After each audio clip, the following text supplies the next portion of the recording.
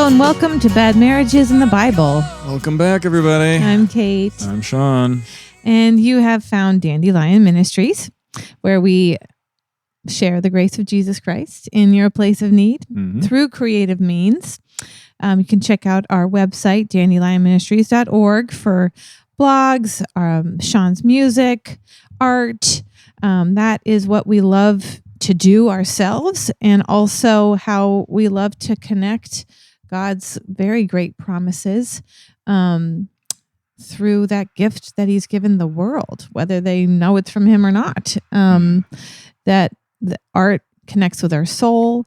It disarms us, and it always acts upon us to give you some kind of effect, whether you're happy about it or angry about it. But it connects with our soul. And whoever the artist is making it, it's coming from their soul too. So it's true. Yeah. It's made for a response, some kind of interaction or reaction, right? Yeah. And it does, when you see a work of art or hear a song or something like that, it's, sometimes you have like indifference to things, but oftentimes it's like a relatively, like a more of a strong reaction, I think. It's like, I really like that song, or I don't like that song at all. Right. Or I really like that piece of art. I think it's beautiful. Or it's like, I actually don't want to look at it anymore.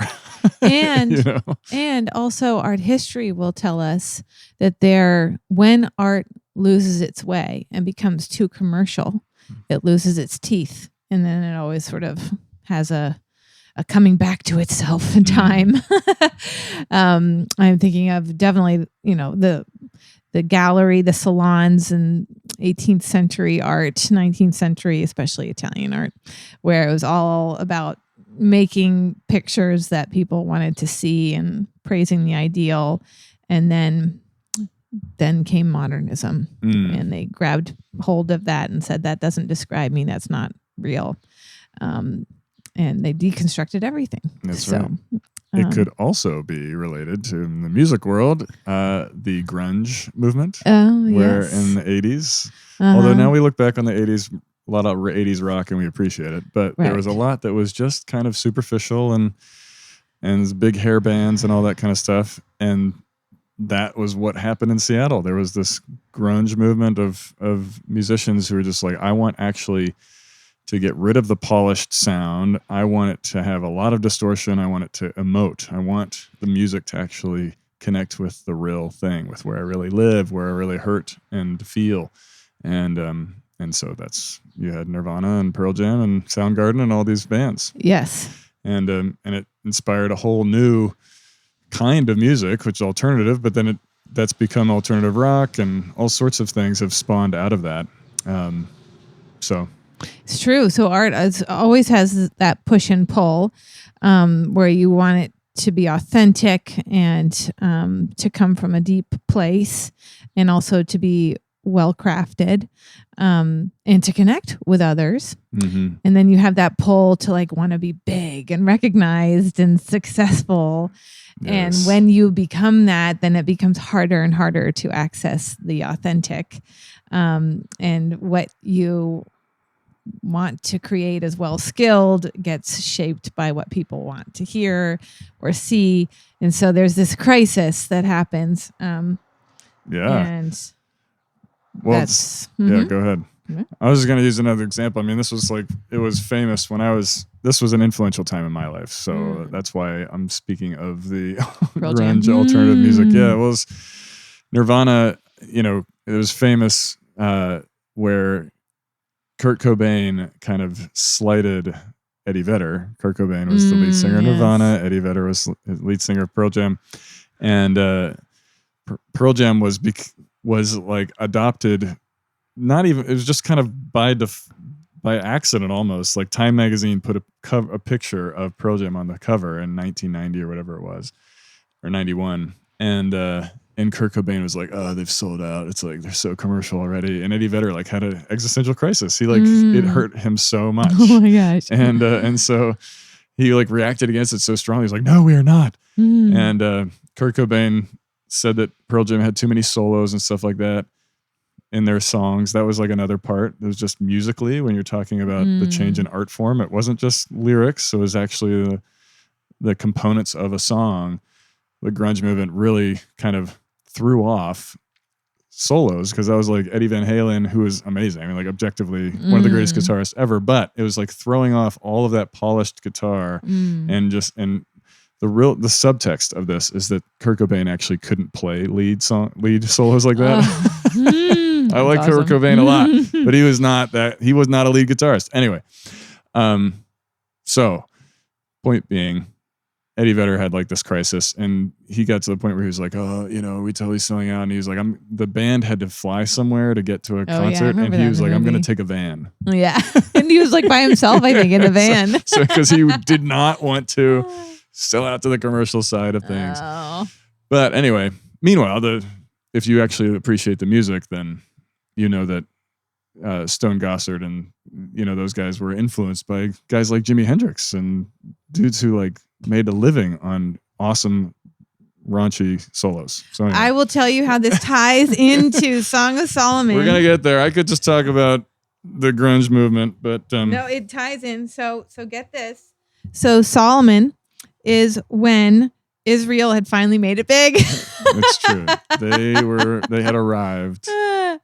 They had gone from very humble beginnings, and the kingship is only 3 generations old, period. It started with Saul, and then the United Kingdom, yeah. The United Kingdom, and then it goes to David. Not Great Britain, I just mean the United Kingdom of Israel. Before they were split into 2. Yeah. And started getting exiled and falling apart. Yeah. But it happened. So David, King David, was probably his best time was when he was an outlaw living in caves and running for his life. But that was the authentic time. And he was a songwriter, and he would worship and praise God and wrote most of the Psalms. And was actually hired to be the minstrel for Saul. Yeah, because Saul was losing his mind. To help him with his panic attacks and his bouts of insanity. When he would listen to the music, he would calm down. So he needed some Pearl Jam. He needed music. What if King David sounded like that? He could have maybe he had this guttural, whiny, deep voice. Who knows?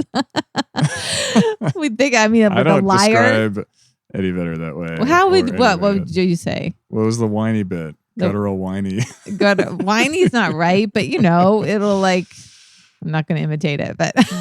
Anyway, it would be amazing if he sounded like Chris Cornell or somebody like that. Would be amazing, but we don't know. The point of all this was just to say that art, you were saying we return to the art when art becomes too commercialized, it has this reaction, and it returns to truth, frankly, to what's being honest and being truthful about where we actually live. But I was about to trace Israel's history and how it fell away from the authentic. Yeah. Starting with David. David was in his grunge movement in the caves. Yeah. And then he got big band. Literally grungy. And then his son, Solomon, went totally commercialized because he married all of these women and worshipped all of their gods. I mean, you could say that he did his whole Beatles thing where he went kind of into the Eastern influences because he adopted all these different sounds, which is fine. I mean, musically, it's fine to take in the sounds of the world, but he also adopted their gods too. So it just got a little screwy. Yeah. You're like, okay, it's like the George Harrison sitting with the Hare Krishnas around him playing tambourines. You're like, okay, George, it's a little strange, but we all still loved him. Everybody still loved him. Go ahead. Oh, well, and they certainly loved Solomon too. And he would, he had a way with women, but he also had a way with trade and had peace with all of his neighbors because he could buy and sell a lot of things and had a lot of building projects. So the economy was terrific. Yes, not least of all the temple itself. Exactly. Although by the end of his reign, they were all crippled by his taxes and the way he would work everybody to make those building projects happen. Right. Which was God's warning through Samuel at the beginning. When all Israel wanted a king, Samuel was like, if you get a king, he's going to take you to war and he's going to tax you. And that's going to suck. That's right. And having a king in the first place was a form of rejection of God, rebelling, saying you're not good enough, Lord. So there we are with Solomon, and that is in the backdrop of the Song of Solomon, because this famous polygamist and very wealthy king, who, did pray for wisdom. It's not, you can't demonize anybody in the Bible. There's the good, the bad, and the ugly in there. But so that is in the backdrop of this. Can demonize Satan in the Bible. Yeah, yes, fair. That's the fair. one. And the demons. The demons. His and demons. Satan. Everybody else, just people. That's right. The actual demons. And angels. So this is, a series of poems between one groom and a bride, and faithful love over the years. And we're now at the end of the book, and it does have an overarching structure. You can read it as one beautifully crafted poem between a bride and a groom, or a series of poems that are linked together in an overarching structure, showing the sexual freedom that happens in marriage and the ensuing and the intimacy that births it, that is built on being known and forgiven and loved in your worst places. And that is a picture of what God does for us in Jesus, and then what he gives to a bride and a groom in marriage. And that is the song that this Song of Solomon is trying to sing. Yeah. And we're now at the end, and we're going to lock into, even though he went big band and perhaps lost some of his authenticity, he did not, because this book is about the most authentic thing, the vulnerable love between a groom and a bride, between a husband and a wife. And so I invite you to join us in Song of Solomon chapter 8, verse 5. And so this couple so far has courted each other, has gotten married, has worked through some deep insecurities and distractions and comparison, and they have reaffirmed their love. They have been given the grace to reaffirm their love for each other and to welcome each other back just as they are. So we see kind of the grace that God gives to us through marriage, to stay with each other and to be faithful to each other. And so at the beginning, there were several love scenes where they were clean and they smelled nice and they were on their bed, and their, henna was clustered between her breasts, were giving forth its fragrance, and she had her lipstick and her cheeks were red and her hair looked all nice. And, they went up and down their bodies many times throughout the book. And now we're at the end. And this, to me, is one of my favorite scenes. And it's in Song of Solomon 8, verse 5. Who is that coming up from the wilderness, leaning on her beloved? And that is a different picture of intimacy. When you imagine, the couple coming up out of the wilderness, we had some guests at our house the other day, and there is a gradual uphill to our house, and we had loaned them some bikes, and they had clearly biked back from the beach, and they were quite fatigued from the gradual uphill all the way to our house. And her hair, she had it back somehow, but her hair was like all over the place, super big, because it had been on the wind of the beach and then the wind and the sweat of the bike ride, and her mouth was open and her cheeks were red. She was like pushing her bike inside, and I was like, oh, this poor thing. They're trying to have like this romantic time on the beach, and she's coming home like a hot mess. And I have been that so many times, and that is the picture of this person, of the bride leaning on her beloved, coming out of the wilderness. She probably doesn't smell good. Her hair's all over the place. No makeup is happening, or it's old makeup and it looks like a zombie. She's exhausted and thirsty. That is what the wilderness does. That is what Israel did. That's all they grumbled about, was being tired and thirsty and hungry and hot the whole time that they were in there. And so that is happening. And she is coming up out of the wilderness, leaning on her beloved.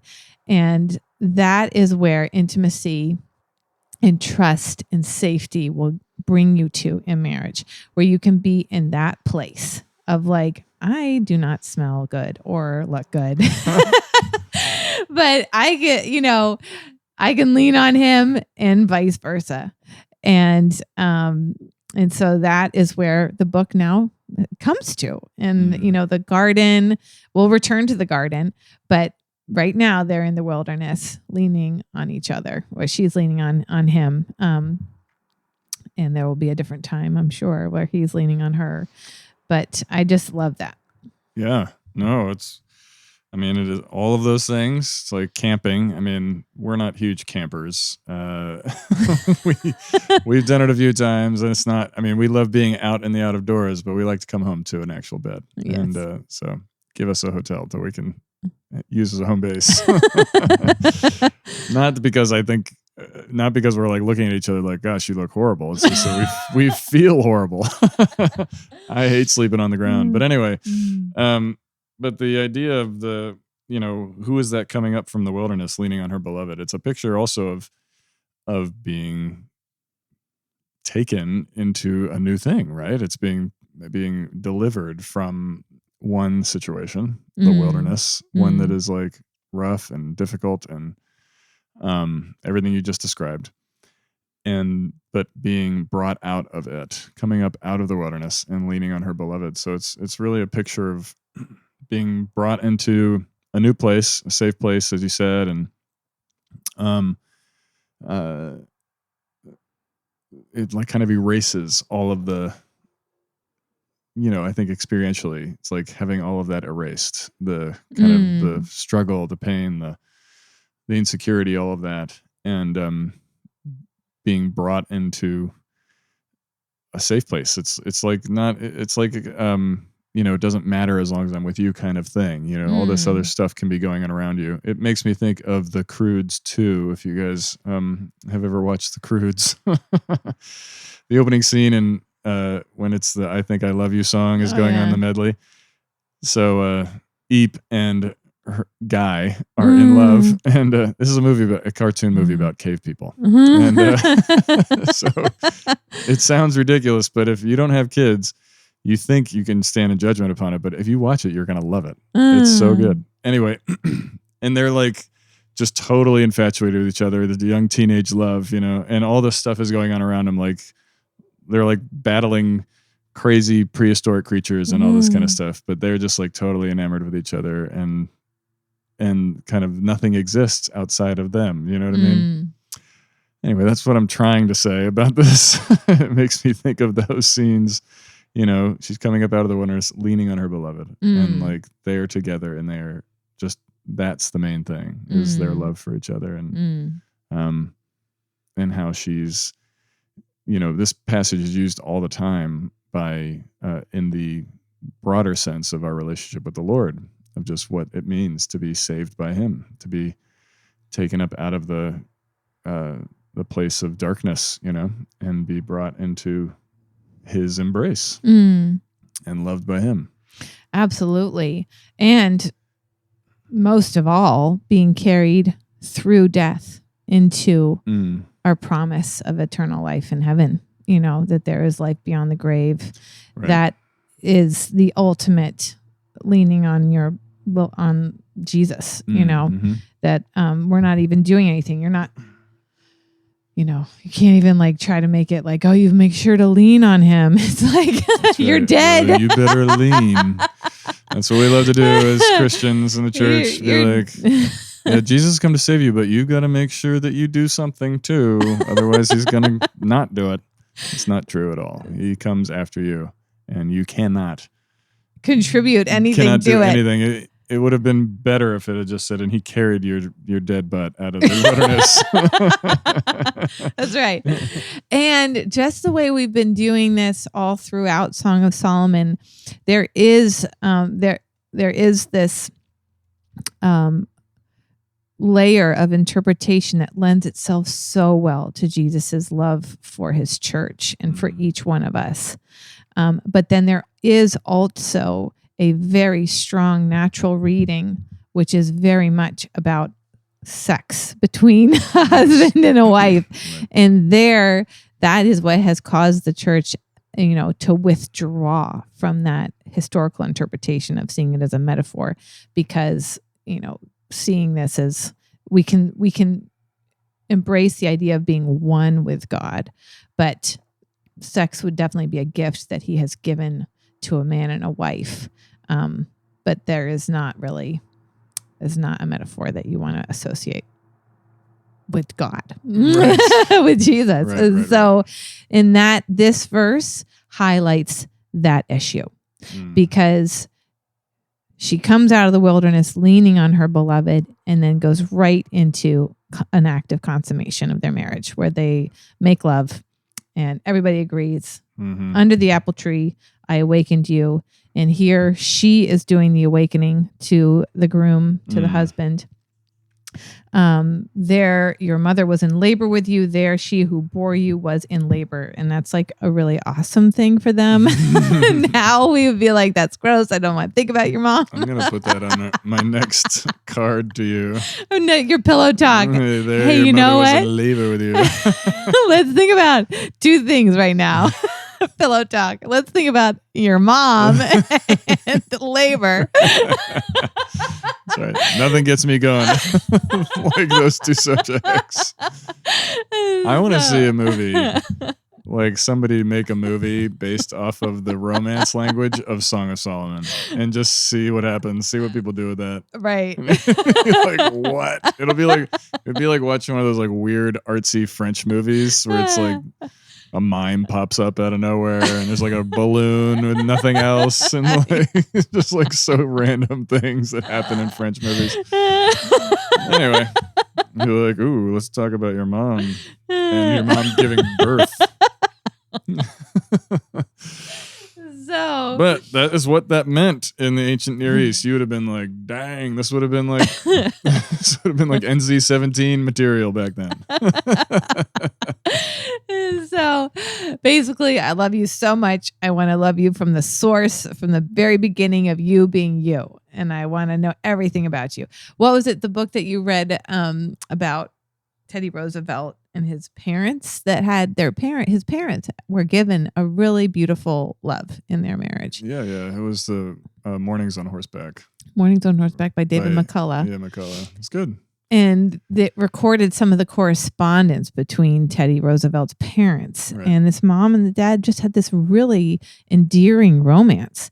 They were very wealthy, and this guy was a super, great billionaire. He knew how to make money, which is an amazing thing. Well, it was his dad. He was a part of the family business. They were glass importers. Okay. Anyway. But he was very down to earth. Yeah, and she was, it was an interesting thing for them. This is an aside, but because she was from the South and he was from the North. The Roosevelts are like an old New York family. And Teddy Roosevelt's mom, though, was from an old Southern family. And this was right before and then during Civil War that they fell in love and had started having kids and stuff. But they deeply loved each other, and they do have some of their letters, and it's actually very sweet to read some of their correspondence. They don't talk about each other's moms, though. They don't. Way. But what I was getting at was this letter. You read it to me from the book where the dad is missing the mom because they are apart. And he says, tell me everything about you and tell me how much you love me. Yeah, that's right. And it was so endearing. And I was like, oh my gosh. He just, they've been apart for a couple of weeks. And he was like, I want to know everything about you right now. And I want you to tell me how much you love me. Yeah, it's because she was down visiting her mother, but they didn't talk about the mom. But you're right. That is what they said. It was so sweet. It was sweet. So, but, to know everything about you. I want to go back to the source. When your mother was in labor, I wish I were there. I wish I'd known you when you were an infant. I wish I'd known you all along. Right. So that's the heart behind that comment. And so it zooms in again, lends itself really well to the natural reading. And you can hear, God's love for us over that, of knowing us before we were even born, of forming us in our mother's womb, and of loving us, that, and of laying out all of our days, and all of our hairs are numbered. So you can totally hear Absolutely the Lord's love over that too. So both of those interpretations are existing at the same time. And then it really goes into kind of a hymn of God's love that is jealous in the best way. That is a seal upon our heart, or upon our arm. And he speaks about the Holy Spirit being that too. Like, I am with you. You are mine. I'm, I am putting my stamp on you. Love that is stronger than death, that, calls you out of the grave, that wants you to be with him so badly that it's stronger than the grave and has rescued it from it. That's gospel right there. And the idea of being as jealous as the grave is like, because the grave, we can't resist its grip once it has us, right? So like that idea of jealousy being like, oh, you can't have them back, right? Outside of the Lord. So isn't it true? Like, when you're up until 21, you're growing, and then after 21, you're actually dying. Like, part of your. Well, I don't know if it's exactly 21. That's science. What is really true is that your brain doesn't fully develop until you're 25. All right. Prefrontal cortex. So 25 is that, and then you start dying. Yeah, maybe. But I don't know when there is a moment where it kind of turns, but we've definitely started that moment. Yeah, we are in the process of slowly dying. But the Lord is merciful. But the picture here is one of just like Kate's saying, is just like something that can't be undone. The idea of a seal, when you're talking about a royal seal, this is some imagery that's used throughout the Bible. And when they do the signet ring and things like that, you'll see it in movies depicted where they'll seal a letter with wax and then push their ring onto it to imprint the seal. And that means this is coming from the king, and the king's word and command cannot be undone. So this idea of setting it as a seal upon my heart and a seal upon your arm is that, like, I really belong to you. And nothing can undo that thing. Yeah. Which is the whole point, the same imagery with the grave. Nothing can undo that except for God himself. And he's saying, I am jealous for you there. And I love this too, and we're going to end with this verse for this time. Its flashes are flashes of fire, the very flame of the Lord. And so it's, we're burning with passion, that kind of idea. Love and fire and jealousy and all of these things that are the good components that come with romantic love, and really love, period, where you want life for that person that you love. You want life. You want them to be with you. You want them close. You love them, and that this is tracing all of those gifts and experiences that we have had of being loved like that, that it traces all of those things from the source, which is from God. All of that is sourced in God. He is the one that is giving you love, and it shows you how much grace we live in each day, where we have all experienced some kind of love, even if it's a very fractured or minimal. But once no matter how kind of broken your experience has been, if you have had one experience of being loved like this, it'll stay with you and stick out. And all of that is sourced in God. Yeah, it's true. And we'll let's just I know we've got to close here, but that is verse 7 is just continuing that line and just talking about how love is the greatest thing, really. I mean, it's Paul picks this up in 1 Corinthians 13, famously, as everybody who has ever been to a Christian wedding knows. But it's just showing that the power of love, that waters cannot quench it, floods can't drown it. If a man offered everything that he had to buy it, he would be considered a fool because it's worth so much more. And it's showing the power of it. And this is the power of God's love. All of our loves, our horizontal loves between us and, in our marriages and in our families, are echoes of his love. And John tells us that he is love. And so what we're hearing in all of that is that there is no power greater than him and his love for us. And it is the enduring thing. Paul says that, when 1 Corinthians 13 is that faith, hope, and love, and the greatest of these is love, because love actually will endure for eternity. Faith and hope will cease because we won't need faith anymore. They'll be fulfilled. Yeah, we won't need hope anymore because we'll be living it, and we will be in actual perfect love, leaning on our beloved. And that is, the consummation. That is the ultimate consummation. Right. Where we are headed towards that fulfillment, where we are really made one with God, and he has kept his promises, and now we're living in it. So that is where we're headed. Consummation. Amen. All right. Thank you for listening. Thank you for your time. Check out the show notes, Sean at dandelionministries.org. You can send Sean an email, a question about marriage or Song of Solomon, prayer needs. There's a way to support the show through our website. We would welcome any reviews or for you to share this with your friends. Subscribe to the show. Thank you so much for your time. Have a great day. Thanks, everyone. Bye-bye.